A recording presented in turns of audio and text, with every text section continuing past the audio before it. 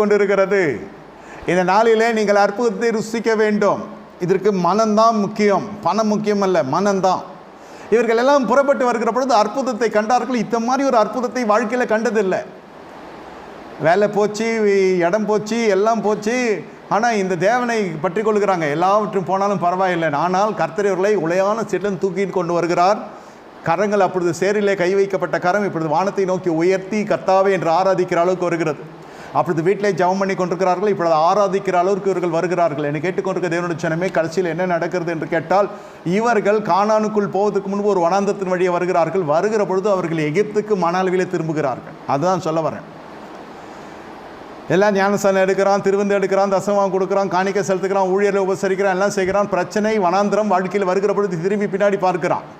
தாவீது குளிக்கிற ஒரு பெண்ணை பார்த்தான், வாழ்க்கையில் நாசம் வந்தது. இவன் பழைய வாழ்க்கையை யோசித்து பார்க்கிறான். நான் அன்று எப்படி இருந்தேன்னு தெரியுமா?